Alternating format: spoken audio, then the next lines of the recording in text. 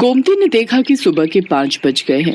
वो जल्दी जल्दी उठी और मंडी जाने के लिए तैयार हो गई। उठ गई गोमती? हाँ, और सुनो, मैं सब्जी लेने मंडी जा रही हूँ।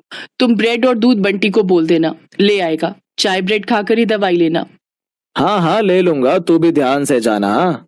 गोमती का पति किशन बीमार रहता था, इसलिए घर का खर्च चलाने के लिए गोमती सब्जियां बेचने लगी। गोमती सुबह सुबह की ताजी सब्जी खरीदने के लिए बड़ी मंडी जाने लगी।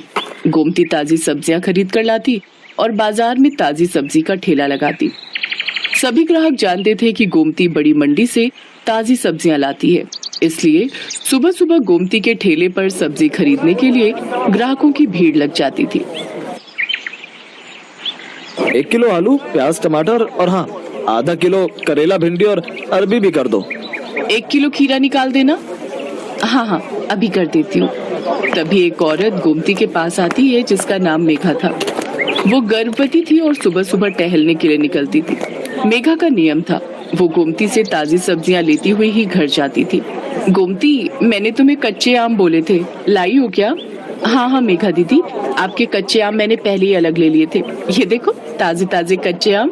अरे वाह, इन कच्चे आमों को देखकर तो मेरे मुंह में पानी आ रहा है। वैसे कुछ भी कहो, सुबह सुबह की ताजी सब्जी की सुगंध ही अलग होती है, जो पूरे बाजार में सिर्फ तुम्हारे ठेले पर ही मिलती है। मुझे लगता है तुम बहुत मेहनत से सुबह सुबह बड़ी मंडी से ताजी सब्जियां लाती हो। कितने बजे उठ जाती हो गोमती? मेघा दीदी, रात को देर से सोती हूँ और आप तो जानती ही हो, बंटी के पापा की तबीयत ठीक नहीं रहती।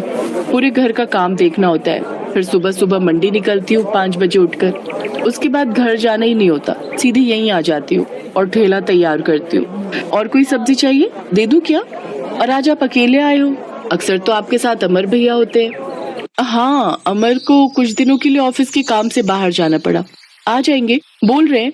वैसे मैंने माँ को बुला लिया है। अकेली होती हूँ ना घर पर तो मन ही नहीं लगता। एक काम करो, मैं तुम्हें सब्जियां बता देती हूँ। क्या तुम रोजाना मेरे घर पर ताजी सब्जियां दे जा सकती हो? अब चला नहीं जाता, पूरा टाइम है ना, इसलिए। हाँ हाँ, आप चिंता मत करो मेघा दीदी, मैं रोजाना सुबह सुबह की ताजी सब्जी आपके घर पहुंचा दिया करूंगी। इस हालत में आप अपना ख्याल रखो और किसी भी चीज की जरूरत हो तो मुझे वो भी कह देना, मैं ला दिया करूंगी। मैं तो बड़ी मंडी जाती रहती हूँ। बहुत बहुत धन्यवाद गोमती, नहीं तो आजकल इतना कौन करता है। ठीक है, अब मैं चलती हूँ। ये मेरा फोन नंबर है, मैं तुम्हें सब्जियां बता दिया करूंगी, तुम पहुंचा दिया करना। ठीक है दीदी, इसमें अपना नंबर आप खुद ही डाल दो, मुझे डालना नहीं आता। हाँ हाँ, लाओ। मेघा अपना नंबर गोमती के फोन में सेव कर देती है और उसका नंबर भी अपने फोन में ले लेती है। मेघा गोमती को फोन पर बता देती थी कि उसे सब्जी में क्या चाहिए। हेलो, हाँ मेघा दीदी, ठीक है, मैं अभी ठेले पर पहुंचूंगी ना तो पहले आपकी सब्जियां ही अलग करके दे जाऊंगी, उसके बाद ठेला लगा लूंगी। ठीक है गोमती। तुम्हारी ये सब्जी वाली बहुत अच्छी है, बेचारी रोजाना सुबह सबसे पहले तुम्हारी ही सब्जियां अलग करके दे जाती है। इसकी दी हुई भिंडी मैंने कल काटी थी, एक भिंडी खराब नहीं निकली, सब ताजी कच्ची कच्ची भिंडी थी। हाँ माँ, बहुत अच्छी है गोमती, पर बेचारी का पति बीमार रहता है, 3 छोटे छोटे बच्चे हैं, अकेले ही सब्जी बेचकर घर का गुजारा कर रही है। गोमती सच में बहुत अच्छे स्वभाव की थी, ये बात मेघा और उसकी मम्मी जानते थे। एक दिन बहुत तेज बारिश हो रही थी, सड़कें पानी से भर गई थी, निकलने का भी कोई रास्ता नहीं था। गोमती सब्जियां तो ले आई थी पर ठेले पर नहीं लगा रही थी। आज तो बारिश ने परेशान कर दिया, सोच रही हूँ ठेला रुक कर लगाऊं, सड़कों पर पानी भरा हुआ है, कोई सब्जी लेने नहीं आएगा, थोड़ी देर बाद ही लगाऊंगी। अभी सारी सब्जी की बोरियां यहीं साइड में रख देती हूँ। एक काम करती हूँ, मेघा दीदी ने कल कच्चे आम बोले थे और बाकी सब्जियां भी तब तक उन्हें दे आती हूँ। आज उनका फोन भी नहीं आया, उन्हें लगा होगा कि मैंने बारिश के चलते सब्जी नहीं लगाई होगी। बारिश का पानी भी थोड़ा उतर जाएगा, बोरियां यही ठेले पर बांध जाती हूँ। गोमती ने सब्जी की बोरियां ठेले पर बांध दी और ठेले को जंजीर से बांधकर वो सब्जियां देने के लिए मेघा के घर चली जाती है। पर वो देखती है कि मेघा की तबीयत बहुत खराब है और जिस डॉक्टर से उसका इलाज चल रहा है वो उसका फोन नहीं उठा रही है। अस्पताल में भी कोई फोन नहीं उठा रहा, जिस वजह से मेघा और उसकी मम्मी बहुत परेशान हो रहे थे।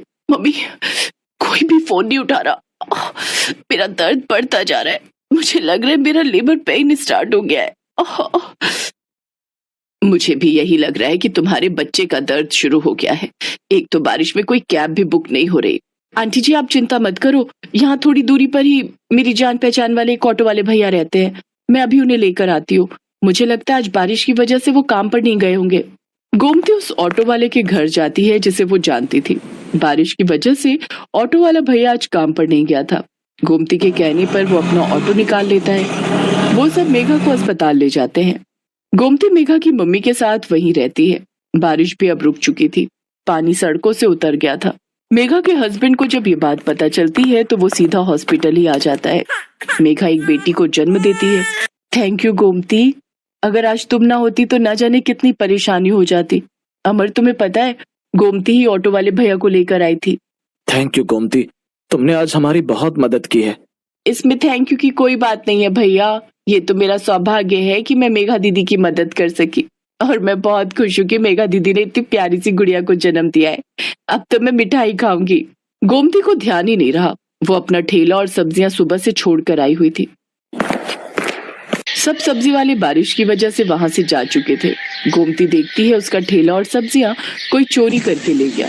गोमती बहुत रोती है। ये बात जब मेघा और अमर को पता चलती है तो वो गोमती की मदद करते हैं। गोमती, हमारी अपनी दुकान कब से खाली पड़ी थी, अब तुम हमारी दुकान को अपनी सब्जी की दुकान बना लो। अब से तुम दुकान पर बैठकर सब्जी बेचा करो और टेंशन मत लो, हम तुमसे दुकान का कोई किराया नहीं लेंगे। तुम आराम से अपनी सब्जी की दुकान चलाओ। गोमती की आंखों में खुशी के आंसू आ जाते हैं।